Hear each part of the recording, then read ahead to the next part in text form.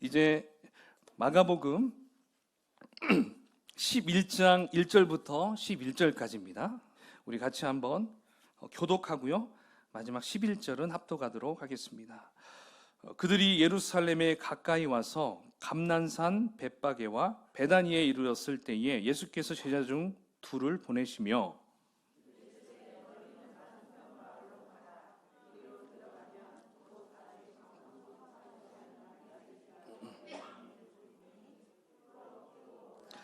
만일 누가 너희에게 왜 이렇게 하느냐 묻거든 주가 쓰시겠다 하라. 그리하면 즉시 이리로 보내리라 하시니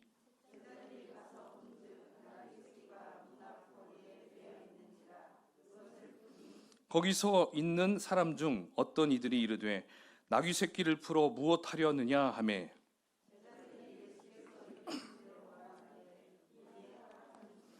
나귀 새끼를 예수께로 끌고 와서 자기들의 겉옷을 그 위에 얹어 놓음에 예수께서 타시니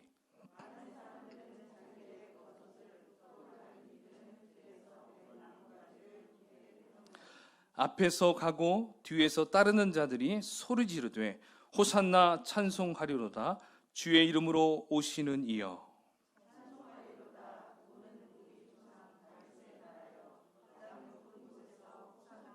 함께요. 예수께서 예루살렘에 이르러 성전에 들어가사 모든 것을 둘러보시고 때가 이미 저물매 12 제자를 데리시고 베다니에 나가시니라. 아멘. 아멘. 네, 우리 한번 좌우 바라보시면서요 이렇게 인사하면 좋겠습니다. 당신은 하나님의 기쁨입니다. 아멘. 네. 네. 이제 오늘부터 이제 우리가 이제 예수님의 고난, 그죠? 우리가 쭉 사순절 기간을 이렇게 쭉 보내고 있었는데 이제 오늘부터는 이제 예수님께서 본격적으로 예루살렘에 입성하시면서 솔직히 시간상으로는 바로 다음 날 죽으셔요. 예수님이 죽으셔. 그러니까 이 12시간 안에 있었던 사건들을 이제 우리가 한 주 동안 같이 묵상할 텐데요.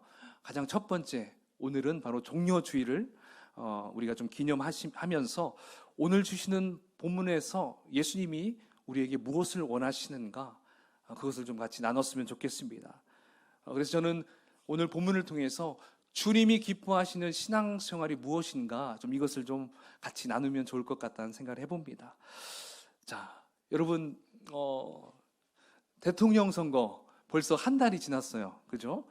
3월 9일 날 했으니까 벌써 한 달이 이렇게 넘어가고 있는데 어떻습니까? 보통 대통령 그 후보들이 유세를 할 때 자신들이 지지하는 그 후보의 연설을 듣기 위해서 엄청난 많은 사람들이 막 운집하고 모여들죠. 모르겠어요. 요즘에는 그게 조금 덜할 수 있는데 예전에만 해도 뭐 여의도 광장에 막 100만 명이 모였다 막 그런 기사가 이렇게 있었던 게 떠오르네요. 어쨌든 굉장히 많은 사람들이 운집하죠. 인파가 모입니다. 바로 오늘 본문의 풍경이 이와 비슷했을 거라 생각을 해봐요. 굉장히 많은 사람들이 지금 모여 있죠. 예수님께서 예루살렘에 입성하는 이 장면, 여러분 사복음서 마태, 마가, 누가, 요한 이 사복음서에 다 등장하고 있어요. 그러니까 바로 이 예루살렘에 입성하는 것은 예수님의 사역에 있어서 가장 중요하고 의미 있는 사건이다라고 말할 수가 있다는 것이죠. 사실 이제 예수님은 고난의 첫 발을 내딛는 장면이다라고 보면 됩니다. 자, 우리가 한번 1절에 봅시다. 1절을 같이 한번 읽어볼까요? 시작. 그들이 예루살렘에 가까이 와서 감난산 벳바게와 베다니에 이르렀을 때에 예수께서 제자 중 둘을 보내시며. 아멘. 자, 여기에 산 하나가 나오죠. 무슨 산인가요? 감난산이죠. 예루살렘 가까이에 있는 감난산. 자, 이 감난산은 예루살렘에서 동편에 위치하고 있습니다. 예, 보이죠? 이 바로 예루살렘 옆에 있는 감난산입니다. 그래서 이 감난산에서 예루살렘 전체가 보여요. 그리고 저 산에는요, 이제 예수님께서 고난과 죽음을 앞두고 여러 가지 중요한 일들이 저기에서 일어났던 곳이 바로 감난산입니다. 그래서 저기에서 예수님께서 기도하실 때 어디 무슨 동산이죠? 겟세마네 동산이죠. 그 겟세마네 동산도 저기 감난산에 있습니다. 그리고 예수님의 승천하신 곳도 바로 감난산이죠. 그러니까 이 감난산은 굉장히 예수님의 사역 가운데 마지막에 있었던 그 사역 가운데 펼쳐졌던 그러한 장소다라고 보면 됩니다. 그리고 지난주 여러분 제가 설교 기억나십니까? 누구에 대해서 설교했었죠? 나사로. 나사로의 집도 바로 베다니에 있었죠. 베다니. 저기 감난산 옆에 있는 마을도 베다니였어요. 그러니까 이제 굉장히 이 감난산에서 중요한 사건들이 벌어졌다는 걸 볼 수가 있어요. 자, 이곳에서 이제 예수님께서 제자 둘을 마을 건너편으로 보냅니다. 그러면서 거기에 가면 한 번도 타보지 않은, 한 번도 타보지 않은 나귀 새끼가 있을 거다. 거기 가서 끌고 와라. 딱 이렇게 명령하죠. 근데 만약에 왜 이렇게 하느냐 묻는다면 이렇게 대답하거라. 주가 쓰시겠다 하라. 이렇게 구체적인 대답까지 말씀하시죠. 자, 그래서 제자들은 굉장히 궁금했을 것 같아요. 근데 묻고 따지지도 않고 순종하면서 그곳에 갑니다. 가서 봤더니 정말 예수님이 얘기하신 대로 그 나귀가 보여요. 그래서 그 나귀의 고삐를 풀고 데리고 오려고 하죠. 근데 갑자기 그 옆에 있던 사람 중에 한 사람이 묻죠. 그가 이렇게 얘기했을 것 같아요. 지금 뭐 하는 거요? 갑자기 놀랬잖아요. 왜? 분명히 주인이 있는데 끌고 가니까 도둑놈으로 생각하겠죠. 지금 뭐 하는 것이요? 뭐 이렇게. 지금 뭐 하는 것입니까? 이게 아니죠. 굉장히 언성이 높았겠죠. 그때 제자들이 당황하지 않고 주께서 쓰시겠다고 합니다. 딱 차분하게 얘기를 하니까 그러면 가져가십시오. 이렇게 나왔던 거죠. 참 이 부분에서만 봐도 참 놀라워요. 그죠? 이 나귀를 가져가는 그 상황에서도 이 제자들도 가져가면서도 놀랬을 것 같아요. 와, 예수님 정말 대단한 분이다. 정말 와, 우리 스승님이지만 야, 이분은 정말 하나님의 아들이실 거야. 막 이렇게 스스로 여겼을지 않았을까 생각해 봅니다. 이제 예수님께서는 그 어린 나귀를 타시고 이제 예루살렘에 입성하십니다. 여러분, 그때 무슨 일이 벌어졌어요?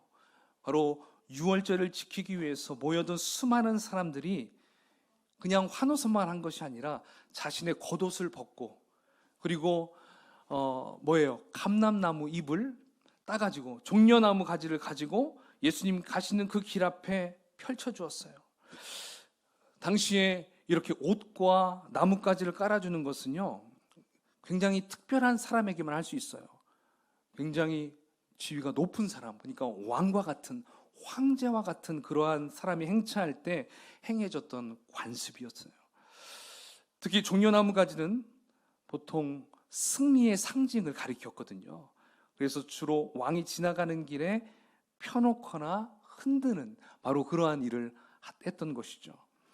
자, 이제 우리 한번 구절을 같이 앞부분만 한번 봐볼까요? 자, 앞부분 자들까지 9절 시작. 앞에서 가고 뒤에서 따르는 자들. 예. 여러분, 이렇게 많이 모인 사람들은 어떤 사람들일까요? 그냥 소문 듣고 왔던 사람일 수도 있겠지만 분명히 예수님께서 바로 기적을 행하셨던 것을 보았던 사람들이었을 거예요. 그러니까 바디메오가 여리고에서 눈이 번쩍 띄었잖아요. 예, 그걸 보았던 사람들이 막 몰려들었을 것이고요.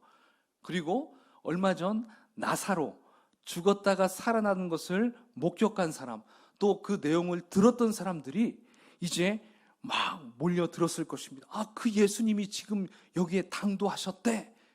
그래서 그 얘기를 들은 많은 사람들이 모였을 것입니다. 그들은 새끼 나귀를 타고 예루살렘 성전으로 입성하시는 주님을 어떻게 합니까?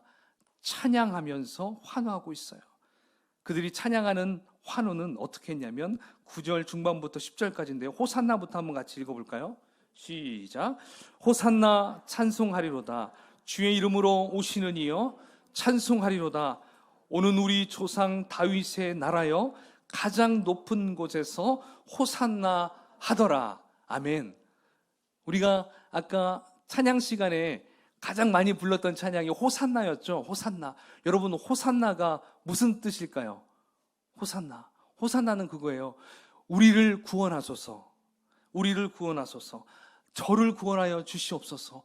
호산나. 다윗의 자손 예수여. 이 말이거든요. 그러니까 우리가 여러분 보통 교회에서 가장 많이 하는 말 중에 할렐루야가 있죠. 하나님을 찬양하라, 할렐루야라는 뜻이죠. 바로 이렇게 이 호산나도 굉장히 축제 기간에 기쁨을 나타내는 그러한 단어라고 할 수가 있다는 것이죠. 그래서 예수님을 왕으로 맞아들이는 그들의 기쁨을 표시한 것이 바로 호산나였습니다.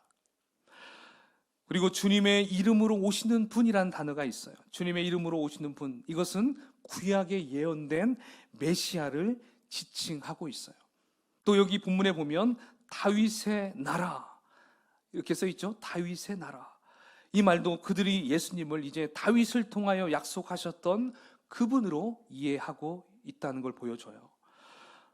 따라서 수많은 군중들이 자신들의 옷을 깔고 주님을 환호하는 이러한 모습, 또 그들이 주님을 환호했던 내용을 보면 그들은 예수님을 그들이 바라고 고대했던 메시아, 구원자로 인정하였음을 우리는 알 수가 있습니다.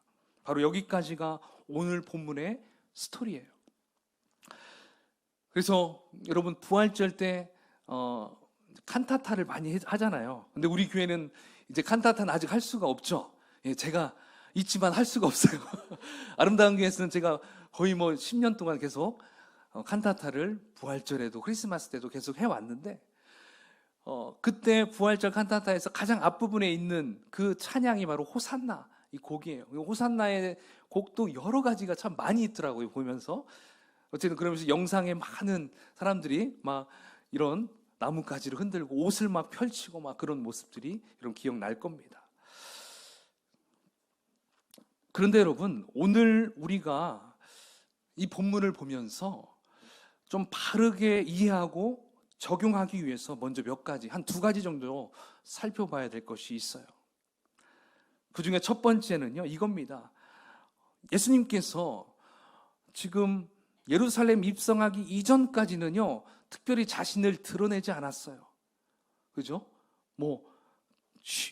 아직 이건 얘기하면 안 돼. 막 이렇게 얘기하셨어요. 그런데 예루살렘에 입성하실 때가 되니까 이제 공개적으로 입성하는 것을 볼 수가 있습니다. 요즘에 얘기한다면 신문에 어디에 가장 딱 나온 겁니까? 일면에 가장 헤드라인에 딱 나오는 것이죠. 예수 예루살렘 성에 입성하다 이렇게 딱 나올 수 있겠죠. 그리고 또 뉴스에서도 그냥 녹화 방송을 틀어주는 것이 아니라 라이브로 방송을 막 여러 방송 채널들이 막 보고 있을 거예요. 유튜브에서도 막 뜰 거예요. 바로 이처럼 예수님은 많은 사람들에게 드러내면서 이렇게 나오고 있어요. 이전에는 제자들에게 입단속하고요. 그리고 고침받은 사람들, 치유받은 사람들, 막 귀신이 자기에게서 나간 사람들, 또 죽었다 살아난 사람들, 이런 사람들에게 아직 이 사실을 누구에게도 얘기하지 말라. 그냥 대제사장에 가서 보여줘라. 너 나았다는 것만 보여줘라. 이 정도였어요. 그런데 지금은 만천하에 공개적으로 알리면서 이렇게 예루살렘 성에 입성하고 있어요. 왜 이렇게 입성하실까요? 왜 자기를 다 드러내면서 입성하실까요? 바로 때가 되었기 때문에 그래요. 때가 되었기 때문에. 예수님께서 이 땅에 오신 목적을 이루시기 위한 때가 되었기 때문에 그래요. 그래서 나귀 새끼를 타고 입성하시는 것도 좀 튀어보시려고 이렇게 입성하는 게 아니었어요. 예언대로 지금 나귀 새끼를 타고 가시는 겁니다. 스가랴 9장 9절에 보면 이런 말씀이 있어요. 구약 성경에 이렇게 예언했는데요. 우리 한번 같이 읽어볼까요? 시작. 시온에 따라 크게 기뻐할지어다. 예루살렘에 따라 즐거이 부를지어다. 보라, 내 왕이 내게 임하시나니 그는 공의로우시며 구원을 베푸시며 겸손하여서 나귀를 타시나니 나귀의 작은 것 곧 나귀 새끼니라. 아멘. 여러분, 예수님께서는 의도적으로 나귀 새끼를 타고 입성하셨어요. 그래서 이것은 자신이 십자가의 죽으심으로 가는 이 길이 우연히 발생한 것이 아니라 지금 하나님의 섭리 가운데 이루어지고 있다라는 걸 보여주고 있는 거예요.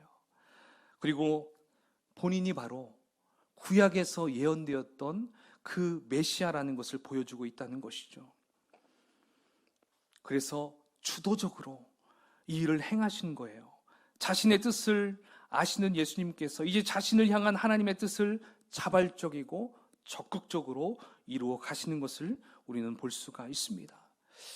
결국 이 사건 때문에 이제 종교 지도자들, 특별히 대제사장들과 서기관들, 장로들이 바로 그들이 얼마나 예수를 붙잡고 죽이려고 혈안이 되었겠습니까? 바로 이들에게도 좋은 빌미를 제공하고 있다는 것을 우리는 볼 수가 있다는 것이죠. 그래서 예수님은 마지막 사역이자 마지막 사명, 십자가에 달려 돌아가신 것, 이렇게 자신을 공개하면서까지 이제 적극적으로 예루살렘에 입성하는 것입니다. 자, 그렇다면 두 번째, 여러분, 이 어린 나귀, 이 새끼 나귀를 타고 가신 이유는 무엇을 의미할까요? 여기에도 의미가 분명히 있습니다. 왕으로 입성한다면 여러분 무슨 말을 보통 타고 나아가야 될까요? 여러분 동화책에 또는 소설책에 영화를 볼 때 왕이나 또는 왕자들이 이렇게 입성할 때 어떤 말을 탑니까? 멋진 백마를 타거나, 그죠? 또는 허벅지가 아주 튼실한 군마를 타거나, 그죠? 흑마를 타거나, 뭔가 이렇게 굉장히 큰 말을 타잖아요. 근데 어떤 말을 탔습니까? 예수님은 군마도 아니고 백마도 아니었어요. 그저 나귀였어요. 근데 어른 나귀도 아니었습니다. 아직 다 크지도 않은 어린 나귀 새끼였어요. 저는 요즘으로 생각한다면 여러분 이제 곧 대통령 취임을 앞두고 있잖아요. 대통령 취임식 때 무슨 차를 타야 됩니까? 최고급 세단을 타고 쫙 옆에 막 그 호위하면서 가잖아요. 그런데 이 대통령이 탄 차가 티코를 타고 갔다고 해보십시오. 여러분 티코 알아요? 준비했습니다. 이게 티코예요. 티코 진짜 조그만하죠. 800cc 국민차라고 했던 티코. 요즘 여러분 모닝 알죠? 2020년형 모닝 저렇게 생겼어요. 좀 단단하게 보이죠? 근데 티코는 이게 길에 가다가 껌이 있으면요 이게 안 움직인다는 그런 말도 있어요. 딱 붙어가지고 그 정도로 가볍고 작고 이제 그런 차예요. 근데 여러분 예수님께서 이러한 차를 타고 갔다는 거죠. 다음 사진에 보면 그 새끼 나귀가 나옵니다. 이런 나귀를 탔어요. 얼마나 조그마해요. 이거 그냥 짜부러질 수 있잖아요. 예수님도 몸무게가 많이 안 나가셨나 봐요. 그래도 저런 걸 그냥 타고 이렇게 갔다는 걸 보니까 참 그런 것 같아요. 여러분 그 군중들이 생각할 때, 그 군중들 수많은 사람들이 생각할 때 그들은 분명히 멋진 말이고 막 그냥 이따만한 말이 와야 그들은 뭔가 메시아와 같고 정말 우리를 좀 구원할 수 있는 왕처럼 생각할 수 있었을 텐데 예수님은 그러한 말을 타지 않았어요. 이건 뭐예요? 바로 예수님은요 어떤 무력이나 군사력으로 온 왕이 아니라 바로 겸손과 평화의 왕으로 오셨다는 것을 가리키고 있다는 것입니다. 예수께서 타고 가시는 그 나귀는 바로 무엇을 상징하느냐? 겸손함과 낮아짐의 상징이라고 볼 수가 있어요. 여러분 사무엘상 16장에 보면 다윗이요 자기 아들 압살롬에게 이제 죽이려고 하니까 이제 압살롬을 피해서 도망 나올 때 뭐 타고 온 줄 아십니까? 나귀 새끼를 타고 이 다윗 왕도 나왔다는 것을 보여줍니다. 바로 이처럼 예수님께서 이렇게 나귀를 타고 예루살렘에 입성한 것은 메시아적인 본질, 바로 낮아짐과 섬김을 드러내신 거라는 것이죠. 근데 당시 이스라엘 백성들은 메시아의 본질을 잘못 이해하고 있었습니다. 옆에서 따라다녔던 제자들 역시 메시아의 본질을 까먹고 있었어요. 잃어버렸어요. 이해하지 못했어요. 그들이 기대했던 메시아는 이방 세력을 멸망시키고 당시 로마 제국을 멸망시키고 또 지금 이 예루살렘 성전에 있는 이 헤롯 대왕도 물리쳐버리고 빌라도도 물리쳐버리고 막 이러한 정치적으로 해방시켜줄 왕으로 기대했던 것이죠. 그리고 이들이 예수님을 찬양하고 환영했던 건 뭐예요? 예수께서 예루살렘 성전으로 들어와서 놀라운 능력으로 자기들의 소원을 다 들어주실 것으로 생각했습니다. 그러니까 이들이 원했던 것은 쿠데타를 일으킬 만한 혁명가로 생각했던 거예요. 마치 골리앗을 쓰러뜨렸던 그 다윗이 왕으로 막 쫙 되는 것처럼 이들은 어떤 그런 드라마틱한 왕으로, 메시아로 생각을 하고 있었던 것이죠. 근데 여러분, 그 다음날 무슨 일이 벌어졌습니까? 예수님이 모든 걸 다 처리하고 왕으로 입성했습니까? 아니죠. 그 다음날 예수님은 처절하게 고난당하셨죠. 그냥 말로만 힐난 당한 게 아니었어요. 맞고 침뱉음 당하고 막 가시면류관 쓰고 그리고 그 누더기 옷을 입고 이미 막 등에는 막 엄청난 채찍을 가해서 이제 예수님은 정말 몰골이 정말 이분이 예수님인가 모를 정도로 그러한 모습으로 나와요. 여러분 패션 오브 크라이스트 영화 보셨었죠? 얼마나 처참합니까? 정말 그 수많은 군중 앞에서 호산나 다윗 왕 자손 예수여 우리를 구원하소서 했던 사람들이 이제 그 아래에서 이제 뭐라고 외치는 줄 아십니까? 예수님 그리고 바라바, 사형수, 강도, 자, 그 둘 중에 빌라도가 자, 예수를 십자가에 못 박힐 것인가? 바라바를 십자가에 못 박힐 것인가? 당신들이 선택하시오. 그러니까 어떻게 외칩니까? 예수를 십자가에 못 박으시오. 예수를 십자가에 못 박으시오. 그들이 그렇게 외쳤어요. 그들 중에 대부분의 사람들은 그 전날에 호산나 다윗 왕 예수여, 다윗의 자손 예수여 우리를 구원하소서 이렇게 외쳤던 사람들이 대부분이었을 거예요. 바로 이렇게 상황이 바뀌었습니다. 왜 그랬어요? 자신들이 원했던 왕의 모습이 아니었던 것이죠. 따라서 이들의 열정과 환호는 헛된 것이었고 무의미한 것이었습니다. 여러분들이 찬양했던 것 헛된 외침이었습니까? 우리는 아니죠. 우리는 진정한 외침, 진정한 찬양을 하신 줄 믿습니다. 자, 여러분, 그렇다면 오늘 본문이 우리에게 교훈하고 있는 것이 무엇일까요? 무엇을 말하려고 하는 것일까요? 그것은 주께서 기뻐하시는 진정한 신앙생활이 무엇인지 우리에게 보여주고 있는 것입니다. 당시 예수님을 따르면서 다음 거 한번 보여주시죠. 진정한 신앙생활이 무엇인가? 당시 예수님을 따르면서 열정적으로 환호하는 사람들의 가장 큰 문제, 여러분 무엇이었습니까? 그것은 예수님이 누구인지 몰랐던 거예요. 그리고 예수님이 이 땅에 오신 목적이 무엇인지도 모르고 주님을 따랐던 것입니다. 아무것도 몰랐기 때문에 결정적일 때 예수님을 배반했고 예수님으로부터 도망쳐버렸어요. 오늘 본문을 통해서 과연 주님이 기뻐하시는 신앙생활은 무엇일까요? 또 우리가 점검해야 할 것이 무엇인지 오늘 좀 군중들의 모습을 보면서 우리가 좀 이 시간 점검하고 좀 깨닫는 시간이 됐으면 좋겠습니다. 첫 번째는 그거예요.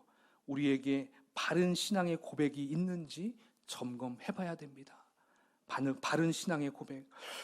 오늘 본문에서 예수님을 환호하며 따랐던 사람들의 가장 큰 문제는 예수님이 누구인지 이들은 잘 몰랐어요. 단지 자신의 욕심을 따라 예수님을 따랐던 것입니다. 이것은 오늘날도 비슷한 것 같아요. 여러분들은 예수님, 세상 사람들과 이렇게 얘기하다 보면 예수님을 뭐라고 이렇게 얘기하는 것 같아요? 그들은 예수님을 그냥 참 훌륭하신 분, 4대 성인 중에 한 분, 뭐 석가모니, 뭐 공자, 맹자, 그 다음에 예수, 뭐 이런 정도의 수준으로 생각을 합니다. 또 그런 얘기 들어보셨죠? 예. 그래요. 또 어떤 사람들은 이래요. 문제를 해결해 주실 수 있는 사람, 예, 이 정도로 생각하고요. 또 어떤 분들은 사회 개혁가로 생각합니다. 물론 이러한 것들 틀리지는 않습니다. 맞아요. 예수님만큼 인류에 지대한 영향을 끼쳤던 사람 없어요. 그리고 예수님을 통해서 많은 것들이 개혁이 일어났어요. 그 중에 하나가 뭐예요? 노예 개혁도 일어났던 거죠. 바로 복음이 들어가니까 이러한 일들이 벌어졌어요. 그리고 여성에 대한 인식도 많이 바뀌었어요. 결혼 제도도 바뀌었어요. 이외에도 예수님으로 인해 많은 사회적인 변화와 인류의 복지가 많이 향상이 됐어요. 그건 충분히 우리가 동의할 수 있고 인정을 합니다. 그러나 세상 사람들의 가장 큰 문제는 이러한 역사를 일으킨 예수님을 하나님과 같은 구원자로, 그리고 어떤 신적인 분으로 여기지 않는다는 것입니다.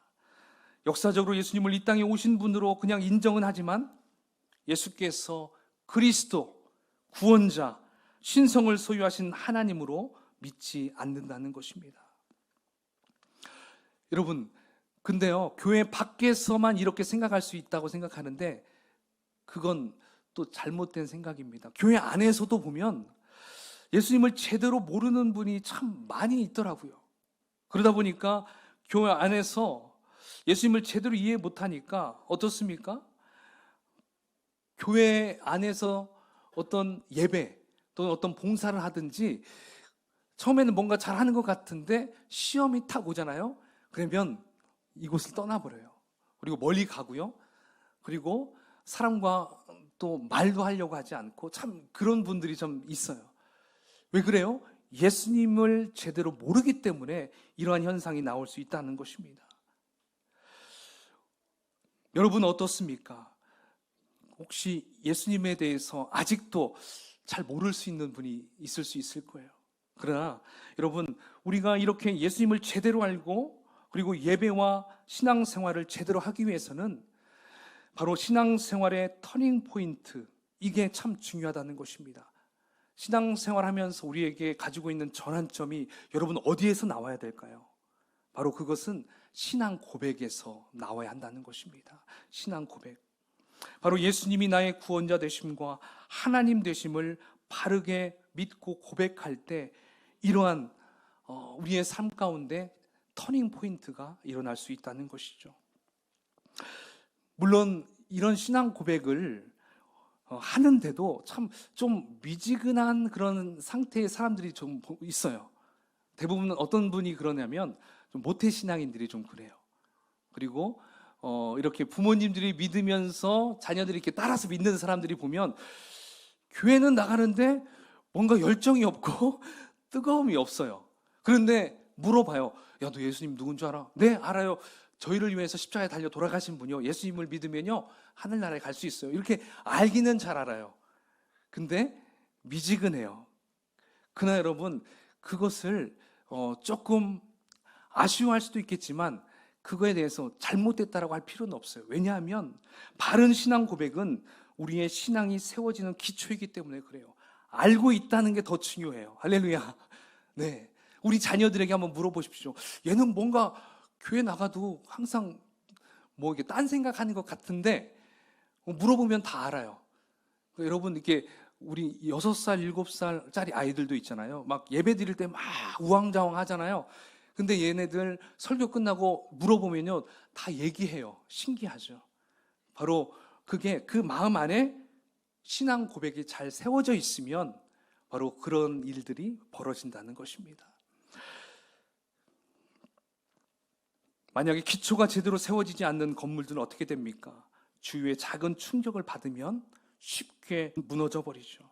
마찬가지로 바른 신앙 고백이 없는 헌신, 온전한 헌신이 될 수가 없습니다. 그리고 바른 신앙 고백이 없는 헌금은 온전한 헌금도 될 수가 없고요. 바른 신앙 고백이 없는 예배와 찬양은 온전한 예배와 찬양이 될 수가 없다는 것입니다. 그러므로 우리가 필요한 것은 이겁니다. 바르고 온전한 신앙 고백. 할렐루야. 이게 너무 중요해요. 여러분, 장로교인 분들에게 신앙 고백 얘기하면 어떤 생각을 할까요? 전능하사 천지를 만드신 하나님 아버지를 내가 믿사오며 그 외아들 우리 주 예수 그리스도를 믿사오니 뭐예요? 사도신경. 저도 장로교에서도 이렇게 자라왔기 때문에 사도신경을 예배 때마다 많이 했어요. 근데 여러분, 성경에 보면 제대로 된 신앙 고백을 한 제자가 있죠. 누구죠? 베드로죠. 베드로가 고백한 그 신앙 고백 어디에서 한 줄 아십니까? 가이사랴 빌립보에서 했어요. 가이사랴 빌립보는요, 어떤 곳이냐면 당시 황제의 신상이 있는 곳이에요. 황제의 신상이 보여지는 그곳에서 예수님께서 너희들은 나를 누구라 생각하느냐 물어봤어요.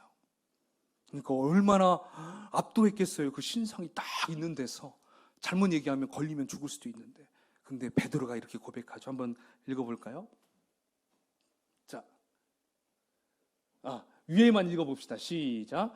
주는 그리스도시요 살아계신 하나님의 아들이십니다. 네, 이렇게 고백을 했어요. 근데 여기서 우리가 한 가지 더 추가해야 할 부분이 있습니다. 그 아래 거예요. 그 아래 거. 이게 우리의 고백이 돼야 돼요. 한번 읽어볼까요? 시작. 예수님은 나를 위해 십자가에 죽으시고 부활하시고 다시 오실 하나님의 아들이십니다. 아멘. 믿으십니까? 아멘. 그래요. 우리 모든 성도님들이 이 고백이 기초가 되어서 신앙생활도 하고 예배생활도 하고 가정생활도 하고 학교생활도 하고 사회생활도 하면 참 좋겠습니다. 이 고백이 내 중심에 딱 자리 잡혀야 한다는 것이죠. 자, 이제 두 번째 하나는 신앙 고백을 점검해야 되고요. 이제 두 번째, 하나님께서 기뻐하시는 신앙생활을 위해서는 우리의 열정과 기도를 점검해 봐야 됩니다. 우리의 열정, 기도. 오늘 본문의 군중들은 엄청난 열정으로 주님을 환호했어요. 그런데 그들이 열정적으로 주님을 왜 환호했습니까? 그것은 자신들의 모든 문제를 해결해 주실 분으로 여겼기 때문에, 그러한 것으로 기대했기 때문에 그랬어요. 그러니까 이들의 소원을 이루는 것이 주님을 따르는 그들의 목표였다는 것이죠. 그러나 주님은 그들의 뜻을 이루기 위해서만 오신 것이 아니라 누구의 뜻을 이루기 위해서 오셨습니까? 하나님의 뜻을 이루기 위해서 오셨습니다. 하나님의 뜻이 예수님의 인생의 목표였고 그것을 위해 최선을 다하셨다는 것이죠. 여러분, 오늘날도 이렇게 엄청난 열심과 열정으로 교회를 섬기는 분들이 많이 있습니다. 그런데 당시 군중들처럼 주님의 의도를 모르고 인간적인 관점에서 그냥 인간적인 열정과 열심으로 주님을 섬기는 분들이 있다는 것이죠. 주님을 위한 열정이라고 말하면서 이 사람들은 주님을 드러내는 것이 아니라 자신의 이름을 드러냅니다. 자신의 만족과 목적을 위한 열정에 사로잡혀 있다는 것이죠. 그래서 자기 만족이 이루어지지 않거나 자신의 삶에 어려움이 생기면 그 열정이 쉽게 식어져 버려요. 여러분, 정말 주님이 기뻐하시는 열정은 어떤 열정일까요? 그것은 하나님의 뜻을 깨닫고 그 뜻을 이루기 위한 열정인 줄 믿습니다. 바로 그때에 우리의 신앙이 바른 방향으로 갈 수가 있어요.